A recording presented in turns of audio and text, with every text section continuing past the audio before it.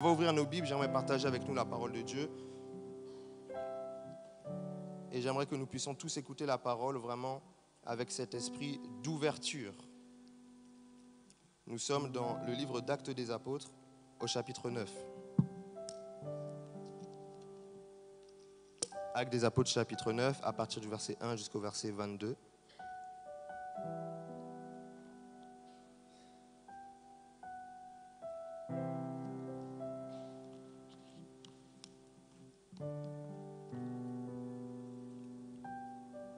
La Bible déclare : « Cependant, Saül, respirant encore la menace et le meurtre contre les disciples du Seigneur, se rendit chez le souverain sacrificateur et lui demanda des lettres pour les synagogues de Damas, afin que s'il trouvait des partisans de la nouvelle doctrine, hommes ou femmes, les amenât liés à Jérusalem.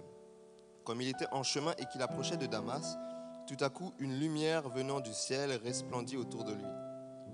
Il tomba par terre et il entendit une voix qui lui disait : « Saül, Saül, pourquoi me persécutes-tu » Il répondit : « Qui es-tu, Seigneur » Et le Seigneur dit : « Je suis Jésus que tu persécutes. Il te serait dur de regimber contre les aiguillons. » Tremblant et saisi d'effroi, il dit : « Seigneur, que veux-tu que je fasse » Et le Seigneur lui dit : « Lève-toi, entre dans la ville et on te dira ce que tu dois faire. » Les hommes qui l'accompagnaient demeurèrent stupéfaits. Ils entendaient bien la voix, mais ils ne voyaient personne. Saül se releva de terre et quoique ses yeux fussent ouverts, il ne voyait rien. On le prit par la main et on le conduisit à Damas. Il resta 3 jours sans voir et il ne mangea ni ne but. Or, il y avait à Damas un disciple nommé Ananias. Le Seigneur lui dit dans une vision : « Ananias » Il répondit : « Me voici, Seigneur. » Et le Seigneur lui dit : « Lève-toi, va dans la rue qu'on appelle la droite et cherche dans la maison de Judas un homme nommé Saül de Tarse. Car il prie et il a vu en vision un homme du nom d'Ananias qui entrait et qui lui imposait les mains afin qu'il recouvre la vue. » Ananias répondit : « Seigneur, j'ai appris de plusieurs personnes tout le mal que cet homme a fait à tes saints dans Jérusalem, et il a ici des pouvoirs de la part des principaux sacrificateurs pour lier tous ceux qui invoquent ton nom. » Mais le Seigneur lui dit : « Va, car cet homme est un instrument que j'ai choisi pour porter mon nom devant les nations, devant les rois et devant les fils d'Israël. Et je lui montrerai tout ce qu'il doit souffrir pour mon nom. » Ananias sortit, et lorsqu'il fut arrivé dans la maison, il imposa les mains à Saül, en disant : « Saül, mon frère, le Seigneur Jésus, qui t'est apparu sur le chemin par lequel tu venais, m'a envoyé pour que tu retrouves la vue et que tu sois rempli du Saint-Esprit. » Au même instant, il tomba de ses yeux comme des écailles, et il recouvra la vue. Et il se leva et fut baptisé. Et après qu'il eut pris de la nourriture, les forces lui revinrent. Saül resta quelques jours avec les disciples qui étaient à Damas. Et aussitôt, il prêcha dans les synagogues que Jésus est le Fils de Dieu. Tous ceux qui l'entendaient étaient dans l'étonnement et disaient : « N'est-ce pas celui qui persécutait à Jérusalem ceux qui invoquent ce nom ? Et n'est-il pas venu ici pour les amener liés devant les principaux sacrificateurs ?» Cependant, Saül se fortifiait de plus en plus et il confondait les Juifs qui habitaient Damas, démontrant que Jésus est le Christ. Amen. Le thème que j'aimerais partager avec nous, c'est la conversion d'un extrémiste. Est-ce que tu peux regarder ton voisin ? Dis-lui la conversion d'un extrémiste. Le texte qu'on a... Il y a une sœur, elle est maligne. Elle a 2 voisins, elle a fait... Regarde ton voisin dans les yeux. Oui, c'est toi que je parle. Regarde ton voisin dans les yeux. Regarde-le, dis-lui la conversion d'un extrémiste. On est en train de parler ici d'un homme qu'on appelle Saül. Il habitait à Tarse. C'était véritablement un extrémiste. C'était un dingo. C'était un fou. Le gars, il était dans sa matrix religieuse. Il faisait partie de ce qu'on appelait les pharisiens. C'était des juifs, mais des juifs qui étaient extrémistes, qui étaient très attachés à leur tradition. Ils étaient même plus attachés à leur tradition qu'à la parole de Dieu. Et Jésus, quand il avait des problèmes pas avec tout le monde, il avait des problèmes avec les pharisiens, c'est-à-dire les religieux d'autrefois, les personnes qui étaient trop dures dans leur conception de la religion, les personnes qui étaient extrêmement fermées. Et les juifs qui étaient pharisiens, Jésus, il ne le prenait pas pour un prophète, il le prenait comme un envoyé du diable, comme un gars qui faisait des miracles avec la puissance du diable. Et c'est pour ça qu'il voulait tuer Jésus, parce qu'il disait que cette personne, elle se fait Dieu, elle se fait fils de Dieu, alors que c'est un imposteur. Aujourd'hui, lorsqu'on est en train d'étudier l'apôtre Saül de Tarse, qui est devenu plus tard l'apôtre, on est en train de voir que c'est quelqu'un qui peut ressembler à beaucoup de personnes aujourd'hui qui peuvent être dans une forme d'extrémisme religieux. Il peut être considéré comme plusieurs personnes qui vont avoir une forme d'hostilité vis-à-vis du christianisme. Tellement d'hostilité que la Bible commence ce passage en disant que le gars, il a demandé des lettres aux chefs juifs pour essayer de persécuter les chrétiens. Donc lui, il n'y a pas de coexistence pacifique. Il n'y a pas de chacun fait sa vie. Il entend qu'il y a des chrétiens qui sont à l'autre bout du monde, comme si nous, on a Épinay. Il entend qu'il y a des chrétiens à Melun. Il dit non, non, non, non, non, je ne peux pas les laisser vivre leur foi tranquille. Il faut que j'aille les embrouiller un peu. Il va aller demander, si vous voulez, au Parlement, à l'Assemblée nationale, des lettres, l'autorisation légale pour aller capturer les chrétiens. La Bible dit qu'il respirait le meurtre et la haine. C'était un homme qui était violent, c'était un homme qui aimait voir les chrétiens mourir. La Bible dit qu'il avait même approuvé lorsqu'on avait tué un chrétien devant lui. C'était un homme qui était très très dur. Il avait ses convictions, il avait ses certitudes. Et personne ne pouvait le convaincre d'autre chose. Et la Bible nous dit que pendant qu'un jour il est en chemin pour aller essayer de persécuter encore d'autres chrétiens, qu'est-ce qui se passe? Il y a Jésus qui lui apparaît. Et ça, c'est quelque chose de tout à fait extraordinaire. Il va avoir une expérience spirituelle. Il est en train de marcher avec toute sa délégation. Et pendant qu'il est en train de marcher, une grande lumière qui commence à l'entourer et une voix qui se fait entendre. La voix, c'est la voix de Jésus, mais au début, il ne le reconnaît pas. La voix lui dit, mais pourquoi tu me persécutes? Et Saul lui dit, mais qui es-tu pour que je te persécute? Et la voix dit, je suis Jésus que tu es en train de persécuter. Et ici, dans cette expérience spirituelle, on peut voir qu'elle l'a emporté sur ses raisonnements. Il avait des conceptions intellectuelles. Il avait des choses auxquelles il croyait, mais l'expérience était plus forte que sa tête. Vous savez, les amis, j'aime bien les débats religieux et c'est aussi important. Mais il y a quelque chose qu'on ne pourra jamais enlever, c'est la réalité de l'expérience personnelle que quelqu'un va avoir avec Dieu.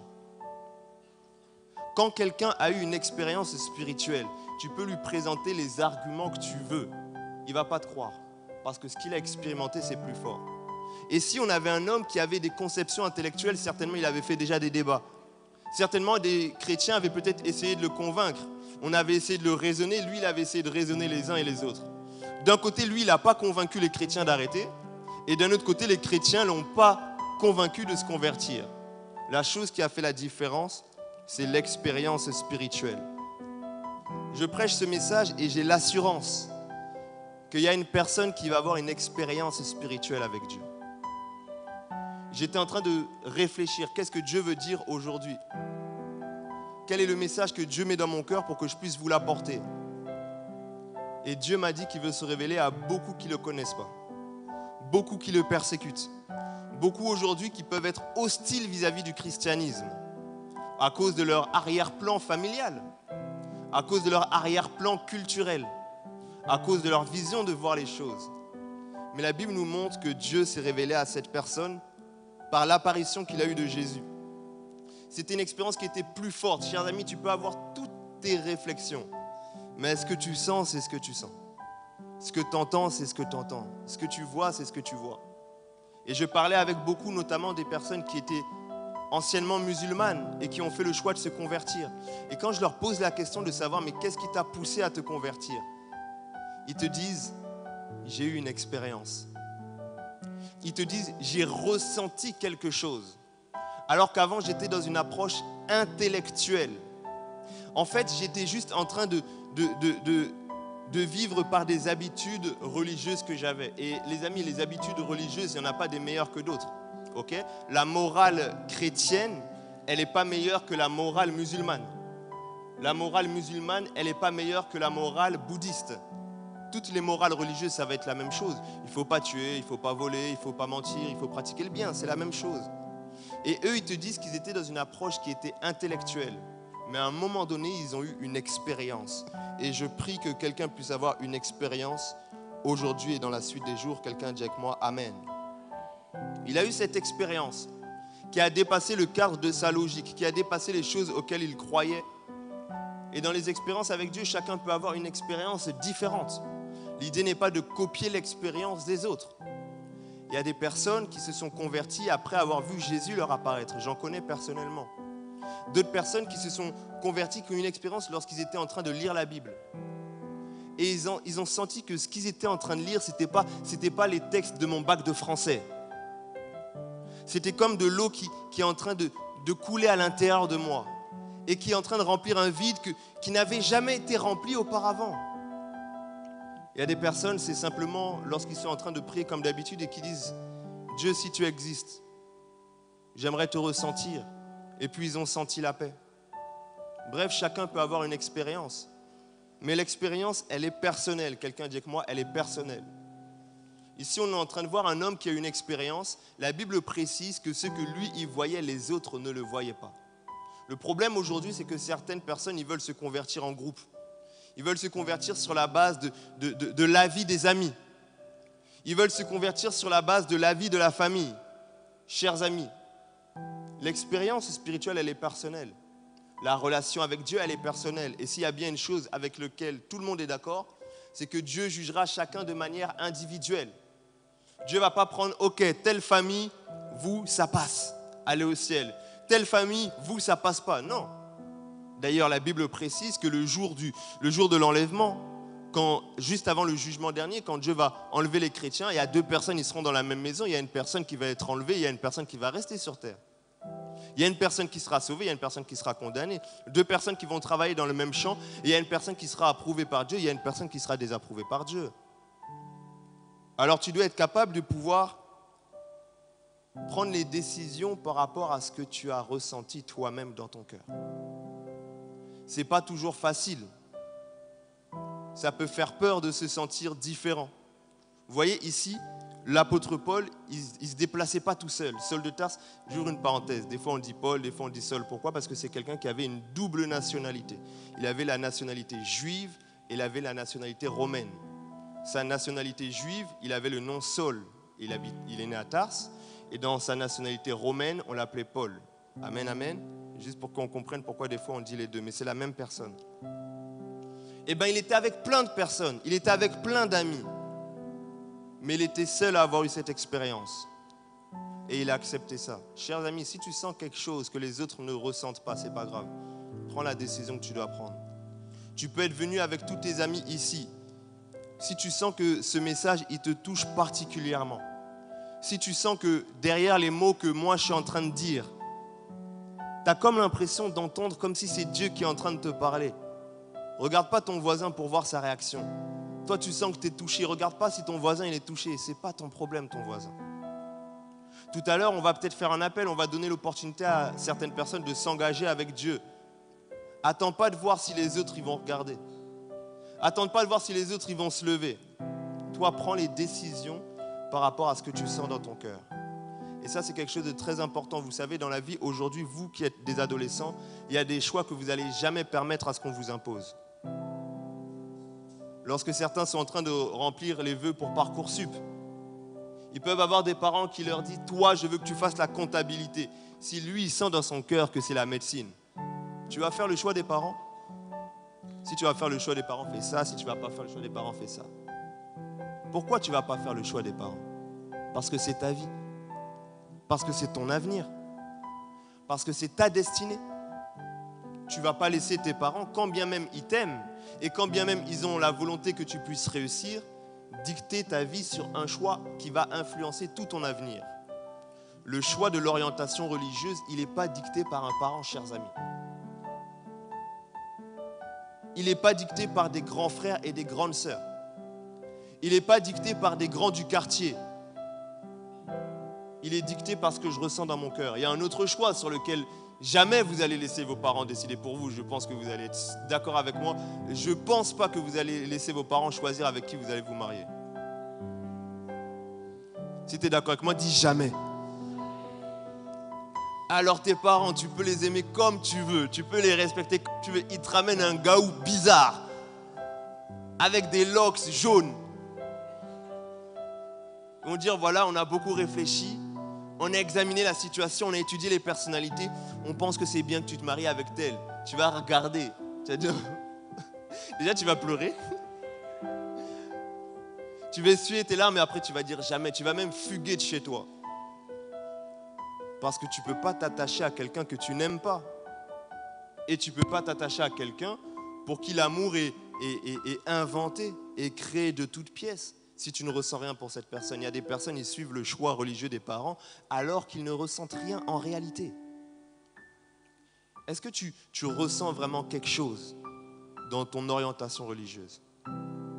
Que tu sois chrétien ou autre, que tu sois musulman ou autre, dans ta démarche spirituelle, est-ce que tu sens que tu aimes cette démarche? Est-ce que tu sens que tu aimes ce Dieu? Est-ce que tu sens qu'il y a une relation d'amour? Ou est-ce que tu sens que ce n'est pas un mariage arrangé? Il y a des personnes qui sont dans des démarches religieuses, c'est des mariages arrangés. Ce n'est pas leur choix. Eux, ils n'ont pas d'amour. Mais moi, je crois que la Bible nous dit que l'amour de Dieu, il est manifesté en Jésus-Christ. Quelqu'un qui se convertit au christianisme, c'est quelqu'un qui dit que tu peux m'amener qui tu veux, tu peux m'amener n'importe quelle religion. L'amour que je sens dans cette personne de Jésus, je le sens nulle part ailleurs. Je ne peux pas me tourner vers eux. Vous savez, il y a des histoires qu'on connaît, des Roméo et Juliette. Ah, ça, c'est une autre époque. Je ne sais pas, dans le quartier, c'est quoi qu'on dit? C'est des Raoul et Juliana. Tu vois, il y a des amours impossibles. Mais quand on aime vraiment quelqu'un, on est prêt à tout. Il y a des personnes, ils sont prêts à fuguer de chez eux. Il y a des personnes, ils sont prêts. Moi, j'ai entendu des personnes qui ont dit qu'ils étaient prêtes à chercher une orientation scolaire où ils allaient pouvoir vivre en internat. Parce qu'ils veulent être à l'aise avec la relation d'amour qu'ils veulent créer avec Dieu. Et j'aimerais dire à quelqu'un, si tu ne ressens rien pour un homme sur la terre, tu ne vas pas l'épouser. Si tu ne ressens rien dans ta religion, laisse tomber. Même si ça va blesser la famille. Même si ça peut créer des conflits. Ça ne veut pas dire qu'on est content qu'il y ait des conflits. Mais ça veut dire qu'il est préférable de faire le choix qui va en accord avec ce que je ressens dans mon cœur. Quelqu'un a dit avec moi, Amen. Et ici, nous sommes en train de voir que dans cette expérience, finalement, il fait face à ses faiblesses. L'apôtre Paul, Saul de Tarse, c'était un homme qui était extrêmement intelligent. En fait, il a étudié auprès d'un homme qu'on appelait Gamaliel. C'était l'une des plus grandes écoles religieuses de son temps. Il avait fait les plus hautes études spirituelles. C'était un intellectuel. Quand vous voyez aujourd'hui même les textes qu'il a écrits, vous voyez que c'était un homme très intelligent. C'était un homme qui avait beaucoup de culture, beaucoup de bagages, qui connaissait énormément de choses.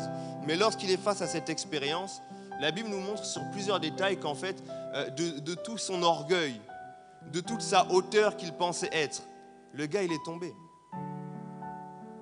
La Bible nous dit que littéralement, d'ailleurs, il est tombé par terre. Il était certainement à cheval, il est tombé de son cheval. Pour dire que lui, il se pensait là, mais Dieu l'a calmé. Dieu lui a dit, attends. En fait, c'était ici. Des fois, on peut avoir des idées préconçues quand on a une expérience avec Dieu. Quand Dieu est en train de se révéler à nous, il est en train de nous permettre de prendre conscience qu'en fait, on n'était pas si connaisseur que ça. Saul, il pensait qu'il connaissait tout. Il pensait qu'il avait tout compris. Mais quand il a une expérience spirituelle, il entend une voix, il dit, mais qui es-tu? Il ne savait pas. Vous savez, il y a des fois, on pense qu'on sait. Mais en fait, on ne connaît pas les choses. Il ne faut pas être dans l'orgueil de croire qu'on a tout compris, de croire qu'on a tout réussi et de croire qu'on sait tout. Quand on est dans cette démarche de conversion, on se rend compte que y a beaucoup de raisonnements qu'on avait, beaucoup de connaissances qu'on avait qui étaient infondées. Le gars a vu littéralement se détruire tout ce sur quoi il croyait. Tout ce sur quoi il était en train de s'appuyer dans sa vie de tous les jours. Tout ce qui faisait pour lui une certitude dans sa vie. Il a vu tout ça s'effondrer. Il est possible que tu sentes tout ça s'effondrer autour de toi. Et ça peut déstabiliser. Je reconnais. Aujourd'hui, il y a des gens, ils ont 16, 17 ans. Toute ta vie, tu as cru quelque chose. Et au final, il y a une période de ta vie où tu es en train de remettre les choses en question et tu te dis, mais c'est comme si depuis le début, je me trompais. Et ça peut faire mal. Ça peut blesser. Il y a des personnes, ils ne veulent pas s'engager dans ce processus parce qu'ils sont en train de dire, je ne vais pas recommencer à zéro. Ils préfèrent rester dans le confort de croire les choses qu'ils ont toujours crues, plutôt que d'assumer qu'au final, ils ne savaient pas grand-chose. Vous voyez que les Juifs, ils avaient une certaine pensée. Les Juifs, ils avaient la pensée comme David, il pouvait dire dans le psaume 119, la parole de Dieu, c'est une lampe à mes pieds, c'est une lumière sur mon sentier. Vous savez, quand Jésus, il disait, vous êtes la lumière du monde, c'est un vocabulaire que les Juifs, ils comprenaient parce qu'eux, ils pensaient qu'ils étaient illuminés. Ils pensaient qu'ils étaient éclairés par Dieu. Ils pensaient qu'ils étaient des lumières parce que la lumière de la parole de Dieu, la lumière de la loi, la lumière de la Torah, c'est eux qui l'avaient. La lumière des prophètes. Mais dans cette expérience, la Bible nous montre qu'au final, il y a une lumière qui était plus importante qui est venue autour de lui. En fait, il pensait qu'il était éclairé, mais il était dans l'ombre. La Bible nous dit dans cette expérience que la lumière de Dieu a entouré toute sa personne. Lorsque Dieu se révèle à nous, il vient nous montrer que c'est lui la véritable lumière. Et que parallèlement, dans nos vies, il y a aussi des zones d'ombre. En fait, pour donner un exemple simple, tu ne peux pas éclairer un lieu qui est déjà éclairé. Amen? On est d'accord avec ça? Là, le lieu, il est éclairé. Si j'allume une petite lumière en haut, vous n'allez pas voir la différence parce que c'est déjà éclairé. Quand vous voyez dans ce texte que la Bible nous dit que Paul a été éclairé, ça veut dire qu'en fait, il n'avait pas la lumière. Il y a beaucoup de personnes, ils sont dans des processus religieux, ils sont dans des habitudes religieuses. Mais en vrai, ils n'ont pas connu la véritable lumière. La Bible dit que Jésus est la lumière du monde qui éclaire tous les hommes. Cet homme, il n'était pas éclairé. Et quand vous étudiez sa personnalité, vous voyez qu'en vrai, il y avait des parts d'ombre dans sa vie. Comment quelqu'un peut se dire religieux? Comment quelqu'un peut se dire être attaché au Dieu d'amour et va commencer à vouloir tuer des gens? Il a été plus loin même que ce que la Torah demandait. Il a exagéré les choses. Et la Bible nous permet de comprendre qu'en fait, il n'était pas juste en train de vouloir appliquer les commandements de Dieu, mais en fait, lui-même, il avait la haine dans son cœur. Lui-même, il avait de la colère dans son cœur. Il y a des personnes, elles se disent religieuses, mais à l'intérieur d'eux, c'est tellement sombre. Il y a des personnes comme Saul de Tarse, ils donnent l'apparence d'être saints. Il y a des sœurs, elles donnent l'apparence d'être saintes. Je suis désolé, mais il y a des sœurs qui peuvent avoir le voile, mais à l'intérieur d'eux, c'est autre chose. Il y a des chrétiens aujourd'hui qui peuvent bien s'habiller, qui peuvent mettre des bons posts sur les réseaux sociaux, qui peuvent mettre beaucoup de versets, qui montrent qu'ils vont à l'église. Mais à l'intérieur d'eux, c'est sombre. Est-ce que dans ta vie, c'est vraiment éclairé? En dehors de l'apparence que tu montres à tout le monde. Est-ce que tu sens que ton âme, elle est éclairée? Des fois, lorsqu'on rentre à l'intérieur de nous-mêmes, on se rend compte qu'il y a quelque chose qui ne va pas. On se rend compte qu'il y a quelque chose qui est noir. On se rend compte, permettez-moi même l'expression, qu'il y a quelque chose comme de démoniaque. Tu regardes ce qu'on appelle les œuvres des démons, des esprits méchants. La haine, la colère, le vol, le viol, l'impureté sexuelle, le manque de contrôle, le manque de maîtrise. Et quand tu regardes à l'intérieur de toi, tu vois que c'est exactement la même chose qu'il y a, parce que tu n'as pas été éclairé. On doit, chers amis, être honnête par rapport à là où on en est. Est-ce qu'on a vraiment été éclairé? L'apôtre Paul, il a fait face à cette lumière qui a fait toute la différence. Il a constaté qu'il ne connaissait pas tout. Il est tombé de toute sa hauteur, de toutes ses connaissances. Mais au final, la Bible nous montre qu'il avait quand même une posture d'humilité. Il a accepté de se remettre en question. Chers amis, il faut qu'on accepte de se remettre en question. Peut-être que tu vas sentir en écoutant ce message, ou peut-être que tu le sentais déjà depuis plusieurs temps, qu'il y a quelque chose qui clochait, qu'il y a quelque chose qui n'allait pas. Tu dois être capable de te remettre en question. Et au final, il a voulu écouter cette voix qui était en train de lui parler. Et il a dit, qu'est-ce que tu veux que je fasse? Et la Bible nous montre finalement que Dieu avait un plan pour lui. Et ça, c'est quelque chose que j'aime beaucoup. La Bible nous montre dans ce passage que Dieu, il ne voulait pas le laisser tel quel. Dieu ne voulait pas le laisser dans sa condition, mais Dieu voulait quelque chose de meilleur pour lui que ce qu'il avait déjà. La Bible nous dit, Dieu il parle, il dit, je connais les projets que j'ai formés sur vous, des projets de paix et non de malheur, pour vous donner un avenir et une espérance. Combien on a besoin dans le monde dans lequel on est d'avoir la certitude, d'avoir un avenir. Combien on a besoin d'être rassuré par rapport au lendemain. C'est des choses que Dieu est capable d'apporter quand il illumine une vie, quand il apporte son salut, quand il apporte sa lumière. Il nous révèle en même temps le plan qu'il a prévu pour nous. Et ce qui m'a touché, c'est que tu es en train de voir dans ce texte que, en fait, il n'était pas dans une posture où il allait rester la victime toute sa vie. Parce qu'aujourd'hui, je sais, si je parle précisément à mes amis musulmans, je sais qu'il y a plusieurs personnes qui sont en train de douter de se convertir. Pourquoi? Parce qu'ils disent qu'ils vont se faire harceler. Parce qu'ils disent qu'ils vont se faire rejeter. Parce qu'ils se disent qu'ils vont se faire humilier.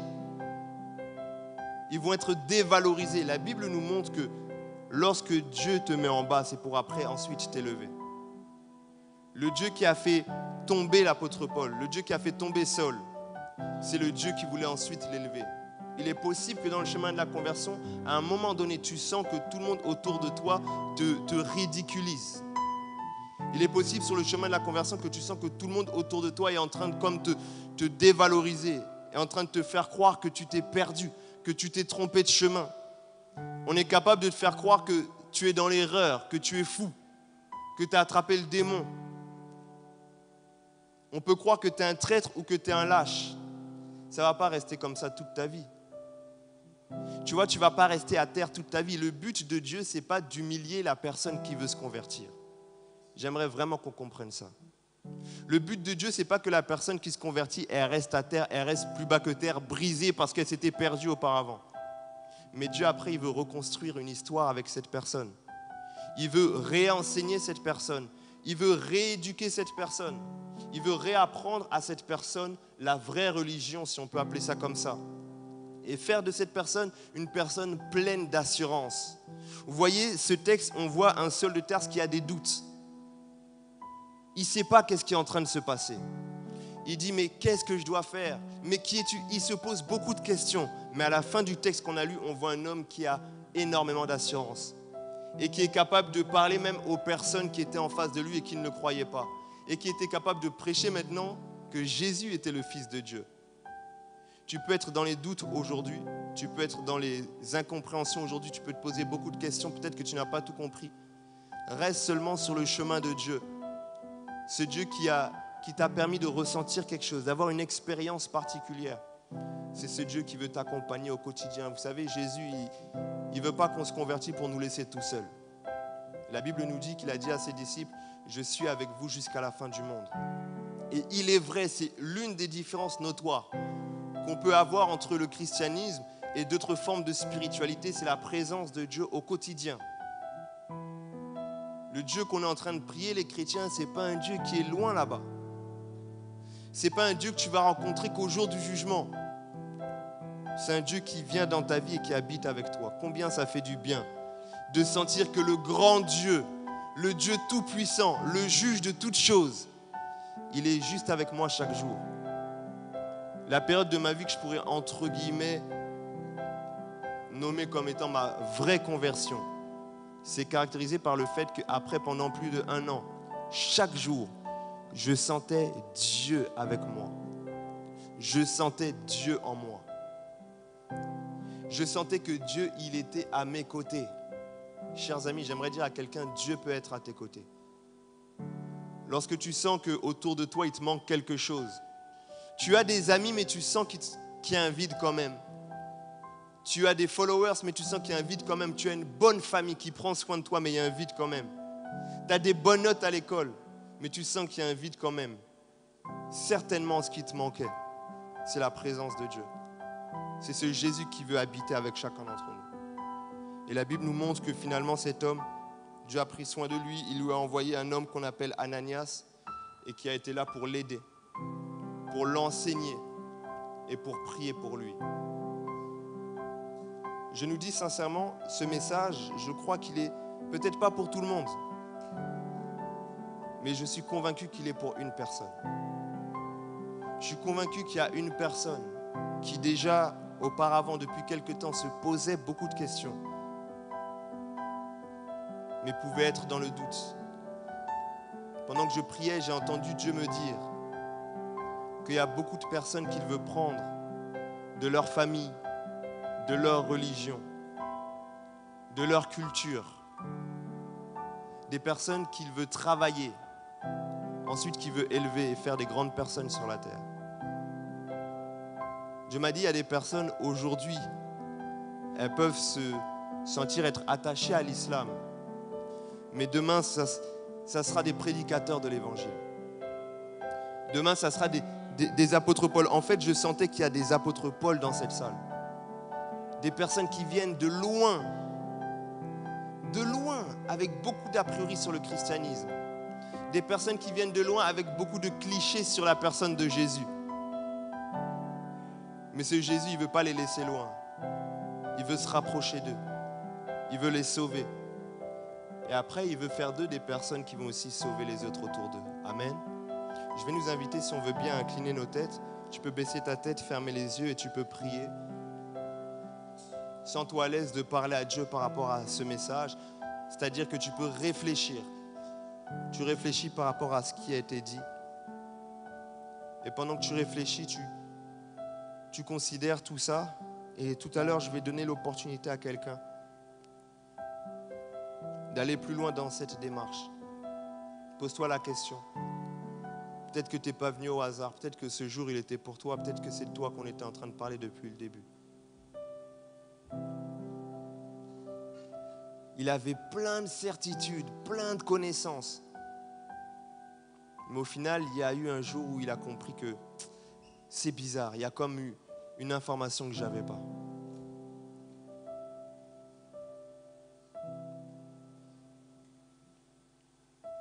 Il y a des personnes qui sont venues déjà avec beaucoup de questions. Beaucoup de questions, beaucoup de peur. Ils ont peur de s'engager.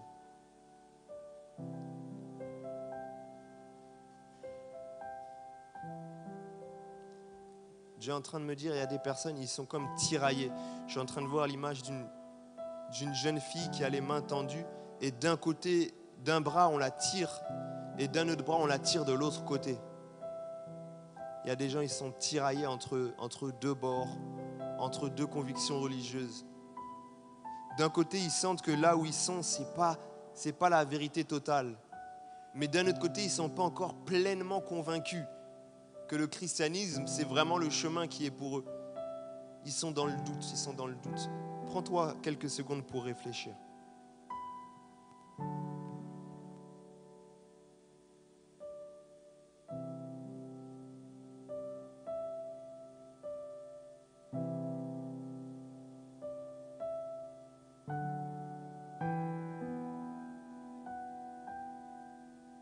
Prends-toi juste quelques secondes pour réfléchir.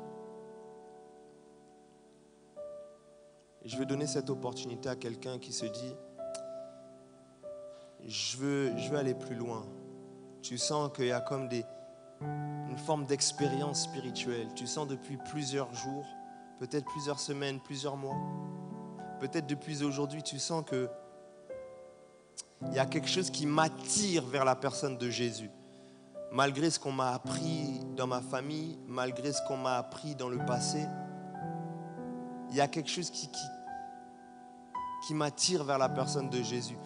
Je suis en train de voir comme s'il y a une lumière là-bas. Même si je n'ai pas tout compris, même si je ne connais pas tout. Même si ça ne répond pas à toutes les questions que je peux me poser. J'ai l'impression qu'il y a quelque chose là-bas. Et je vais en savoir plus. J'aimerais juste prier pour toi si tu es dans cette condition. La seule chose que je vais te demander, si tu veux bien, c'est juste de pouvoir lever ta main. Je ne te demande pas autre chose que de lever ta main. Tu n'auras pas besoin de t'avancer. En général, on demande aux gens de s'avancer, mais là, je ne vais pas le demander. Parce que je respecte aussi le fait que chacun peut être aussi mal à l'aise si tu es là pour la première fois. Tu sens qu'il y a quelque chose qui t'attire vers le christianisme. Lève juste la main, s'il te plaît, je vais prier pour toi. Merci aux sœurs qui ont levé la main. Merci aux frères qui lèvent les mains. Là, tu lèves la main, c'est devant Dieu. C'est pas devant moi, c'est devant Dieu. On a tous la tête baissée. Sois pas mal à l'aise, sois pas gêné. Je suis en train de sentir comme une grande dose d'amour qui veut toucher quelques personnes qui ont levé la main. Toi qui as la main levée, je prie dans le nom de Jésus, alors que tu as l'humilité de reconnaître que tu te poses des questions. Je prie que tu ressentes l'amour de Dieu dans ton cœur. Toi qui as levé la main, si tu peux mettre la main sur ton cœur, s'il te plaît. Je prie que l'amour de Dieu, tu puisses le ressentir. Tu peux juste mettre la main sur ton cœur si ça ne te dérange pas. Je prie que l'amour de Dieu, tu le ressentes. Que Dieu puisse t'aider dans ce chemin. C'est pas facile de sentir que tout ce que je croyais auparavant, c'est peut-être pas ça. C'est très déstabilisant. Ça peut même faire peur, mais je prie que Dieu te donne la paix. Que dans cette démarche dans laquelle tu es, tu puisses, comme l'apôtre Paul, sentir la lumière de Dieu autour de toi. Que tu puisses sentir l'amour de Dieu, la paix de Dieu autour de toi. Je vous remets entre les mains de Dieu. Je prie que Jésus-Christ se révèle à vous d'une manière ou d'une autre. que quand vous allez lire la Bible, vous puissiez comprendre tout ce que Dieu veut pour vous. Je prie que Dieu vous attire auprès de personnes qui pourront vous accompagner dans la foi. Au nom de Jésus, Amen. Est-ce qu'on peut acclamer Dieu, s'il vous plaît? Maintenant, je vais nous demander juste de nous tenir debout. Si on peut se tenir debout, s'il vous plaît, pour finir, on va prendre 5 minutes de prière. Et j'aimerais que chacun puisse prier par rapport au plan de Dieu pour sa vie. On voit que Dieu, il avait un plan pour cet homme. On voit que le Dieu qui a converti cet homme, il avait un plan pour lui. On ne doit jamais s'arrêter à la conversion. On doit comprendre le plan de Dieu pour nous. J'aimerais que tu puisses prier, que tu puisses élever ta voix là où tu es. Parle à Dieu et tu dis à Dieu, Seigneur, je veux ton plan pour moi. Je veux ton plan pour moi, je veux ton plan pour moi. On n'a pas beaucoup de temps, donc profite de ce moment. Profite de ce moment. Profite de ce moment. Profite de ce moment. Profite de ce moment. Et Dieu m'avait mis à cœur de prier pour une catégorie de personnes que je vais appeler devant. C'est les personnes qui sont dans une famille où on n'a pas toujours parlé de Jésus. Ils sont peut-être dans une famille catholique, une famille musulmane, une famille athée qui ne croit pas en Dieu. Et puis toi, tu t'es converti et tu sens comme si Dieu te donne une mission pour ta communauté. Tu sens comme si Dieu te donne une mission pour les gens de ta culture. Tu sens comme si Dieu te donne une mission. Comme l'apôtre Paul, en fait, toi, tu étais loin. Tu n'es pas né dans les familles où on parle toujours de Jésus, on va toujours à l'église. Mais tu t'es converti et tu sens qu'il y a une mission. L'apôtre Paul, il avait besoin que Ananias, il prie pour lui, qu'il soit rempli du Saint-Esprit et qu'il soit propulsé dans sa destinée. Si tu sens que tu fais partie de cette catégorie de personnes, viens vite devant, s'il te plaît. Je veux prier pour toi. Viens vite devant, je veux prier pour toi. Tu sens que tu es dans une famille, on n'a pas toujours parlé de Jésus comme dans les églises évangéliques. Mais tu sens que c'est Dieu qui t'a converti. Là où tu es devant, tu peux commencer à prier. Je suis convaincu qu'ici, parmi ceux qui se sont avancés, il y a des futurs apôtres Paul. Il y a des gens qui vont faire des choses merveilleuses pour Jésus. Et Dieu veut vous remplir. Et je crois que Dieu veut vous remplir. Je crois que Dieu veut vous remplir. Toi qui t'es avancé devant, tu parles à Dieu. Tu dis, Seigneur, remplis-moi, que je puisse être utile pour toi. Si tu es derrière, que tu veux avancer devant, tu te sens concerné. Tu es dans une famille musulmane, tu es dans une famille catholique, tu es dans une famille qui ne croit pas en Dieu, tu es dans une famille qui est dans les religions des ancêtres. Et depuis que tu t'es converti, tu sens comme si Dieu, il veut que je fasse quelque chose. Comme si Dieu, il veut que je fasse quelque chose. Il y a quelque chose d'important que je dois faire pour Dieu. Comme si tu sens que tu dois prêcher l'évangile. Tu dois être un évangéliste. Élève ta voix. Dans quelques minutes, il y a quelque chose qui va se passer dans cette salle pour vous. J'en suis convaincu que c'est Dieu qui m'a parlé. J'en suis convaincu que c'est Dieu qui m'a parlé. J'en suis convaincu. Élève ta voix, parle à Dieu.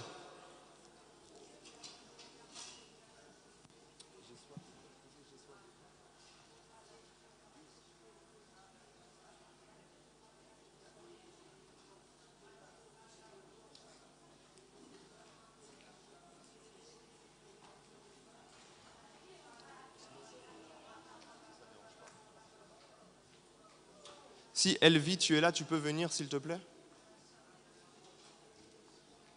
Commence à parler à Dieu, commence à prier. Toi qui es devant, toi qui es derrière, tu pries, tu pries, tu pries. C'est un moment où Dieu il veut remplir plusieurs personnes.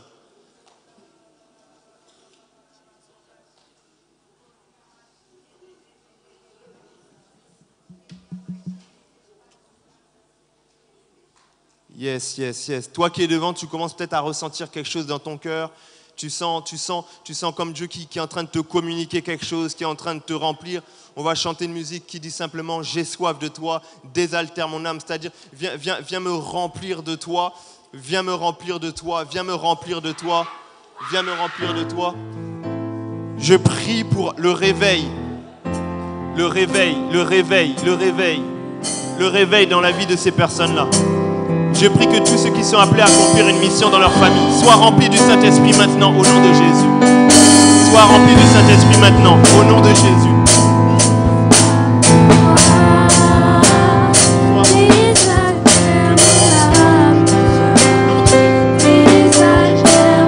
Au nom de Jésus, sois rempli du Saint-Esprit.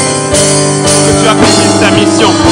Il y a des évangélistes, il y a des évangélistes, il y a des évangélistes, il y a des évangélistes. Au nom de Jésus, il y a des évangélistes, il y a des évangélistes. Au nom de Jésus, au nom de Jésus, que Dieu te remplisse, que Dieu te remplisse, que Dieu te remplisse, que Dieu te remplisse.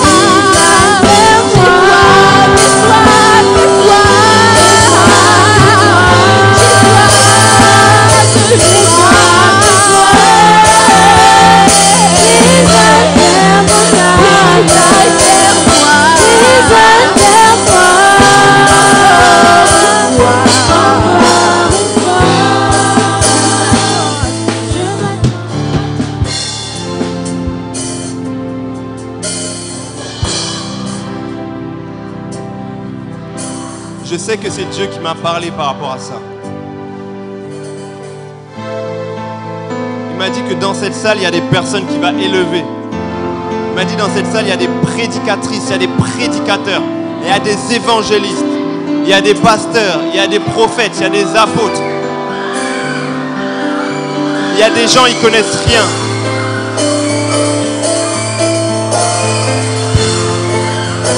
Sois rempli du Saint-Esprit au nom de Jésus.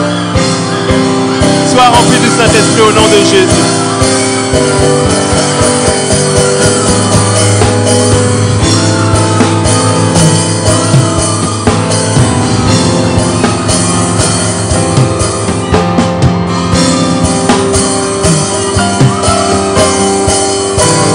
Sois rempli du Saint-Esprit au nom de Jésus.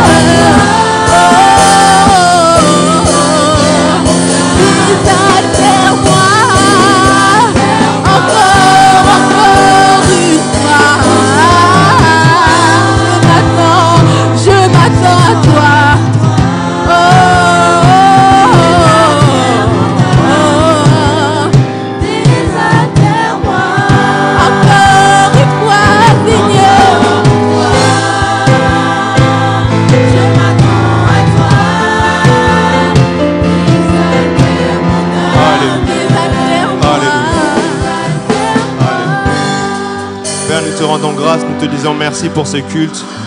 Alléluia, alléluia, alléluia, alléluia. Merci Seigneur, merci Seigneur, merci Seigneur, merci Seigneur, merci Seigneur.